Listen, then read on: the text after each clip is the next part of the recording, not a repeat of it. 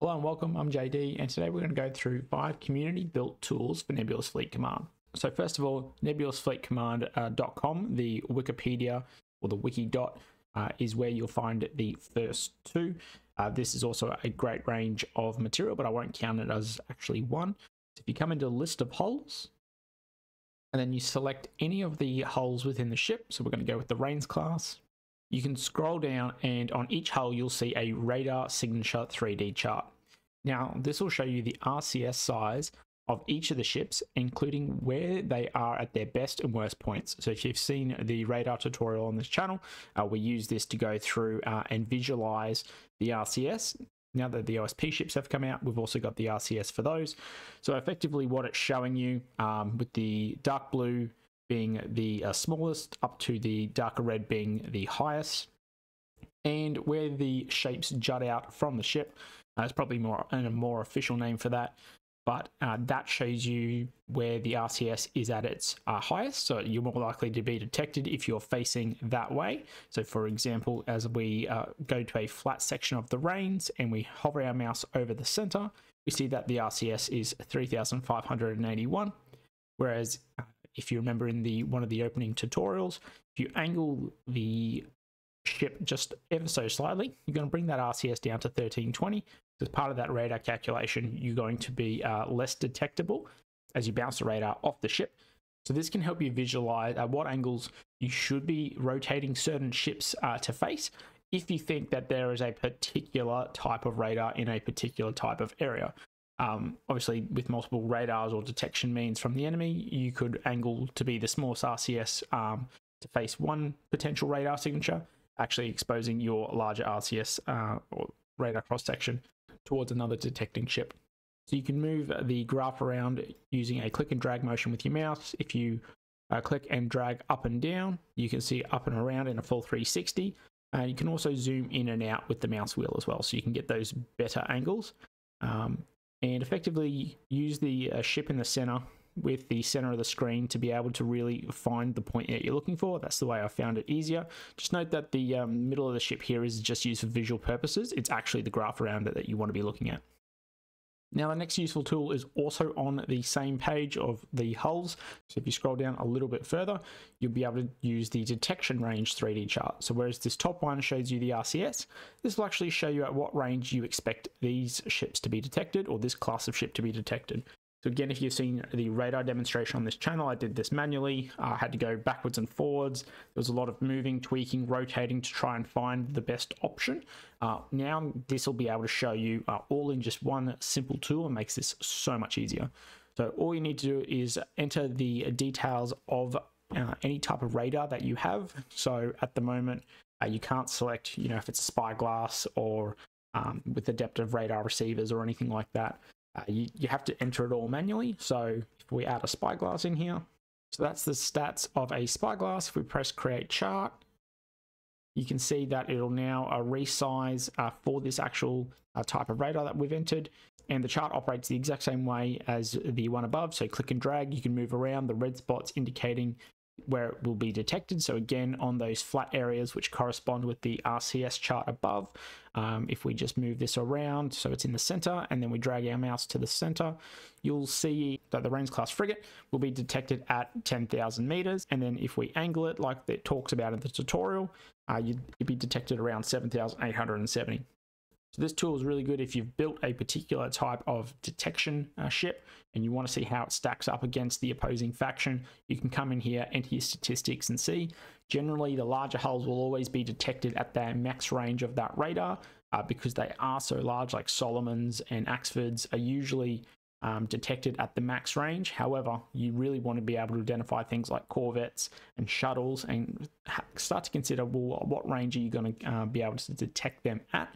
So if you know that this Reigns class is always going to be at 7,870 at a minimum, give or take, how many modifiers you have, then you can operate with that and build certain missiles out to that range, for example, if that's your type of playstyle. Just lets you do a bit of theory crafting ultimately, without having to go in and manually do it within the game, which took me a long time to do. Our third tool is the damage mechanics by Puppy. This is really good for understanding armor penetration in particular. So here you can visualize if certain weapons will be able to penetrate on their first shot or not, noting that if you get successive hits in one area, you'll be able to degrade that type of armor and eventually being able to punch through. However, it's good to understand on an undamaged ship how you'll be able to damage it, and if it starts to roll, should you continue to fire or stop. So for example, you can use beams, you can use guns, and we'll use this for our demonstration, and then you can also come in here and put in your missile build, and that way you'll be able to identify how it stacks up. So if we were to select a 250mm HE shell, if we press submit, it'll show you that there's an armor penetration value of 40 and a component damage of 80. Now I haven't cross-checked this against the game, but I imagine these things are being kept up to date.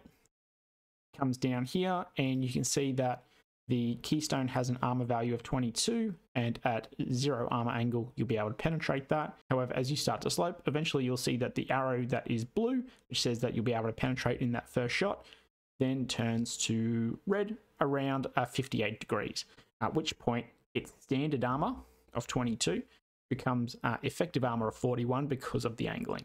Now that doesn't necessarily mean that you shouldn't fire HE against this, it's just to become aware that if you start to see a keystone slanting over and maybe it's got the corner edge of the keystone's hull facing you or your gun, then you know that you're probably going to have a bit of extra armor to go through. You're going to take a couple extra hits in order to get through it.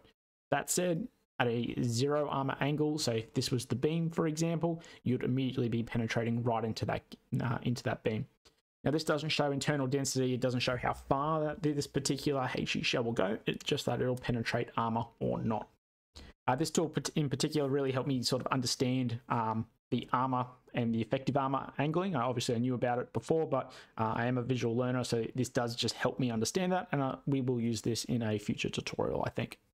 Onto another tool by Puppy, the Skirmish report. Now you can obviously view your after action reports in the game. However, if you're playing in multiplayer and there is a countdown, you do get eventually kicked out of that and you have to return back to the lobby.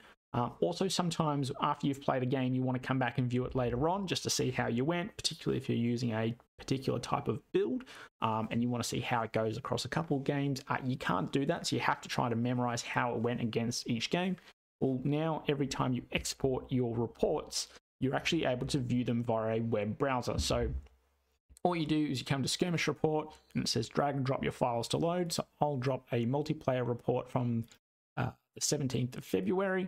Just drop it in there and it's going to load. So now it's going to show you the exact battle report. Obviously this was a defeat for the team that I was on, and you can scroll down. So it effectively shows you all the functionality that you had in game, has all the various different breakdowns, and it even allows you to select both your ships and enemy ships, and it will show you all the statistics for that game. So I think this is really good if you're trying out new builds or if you're trying out new templates and you want to see how they're performing. Well, you can now do that across multiple different games, and you can just have them as multiple different tabs, loading a different one each time. So that way you can compare across different games.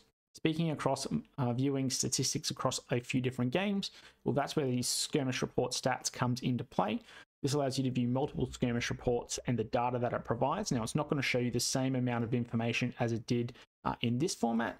So what we'll do is we'll drag in 3 skirmish reports from a multiplayer games, and what it's going to do is give you an output of all the different types of hulls that were used, who was winning, who was losing, different types of ships that were being played. Now at the moment it's not showing, this was obviously against the OSP, so it's not showing the OSP wins at the moment, so it could just be for ANS, not 100% sure. But it talks about the different median types of hulls with what weapons were brought, average hulls per weapon, missiles that were brought. Then it also summarizes each of the games as well. So you can see that here are my 3 skirmish reports, the winning team, who was on each team, the various different types of combat power, which is effectively points, the different types of hulls that were either common, rare, who brought the most, what was missing or omitted from that game, and then who brought the most amount of hulls with weapons, for example. Finally, just a shout out to PuppyFromHell in general. So he has his own webpage which has all these tools summarized. So he's also Got a missiles versus PD that allows you to explore the different types of missile builds against various point defense. Movement mechanics to see how you can move a ship around if it's going to hit or miss. You can fine-tune different engines against specific types of guns, for example, missile engine tuners, as well as a shipbuilder that he's allowing or he's building so that you can build a game via the browser, export the template into a fleet, and then just play with it. So if you're traveling but want to do a bit of theory crafting, that's also going to be there. So if you want to know more or just want to say thank you, PuppyFromHell over on the Nebulous Fleet Command Discord is your person to follow up with, because he's the person who has built this, so shout out to him. All right, that's 5 community built tools for Nebulous Fleet Command. I hope you, if you haven't found these before, that they are something that you may find useful so that you can use them in the future. All right, thanks for watching and take care.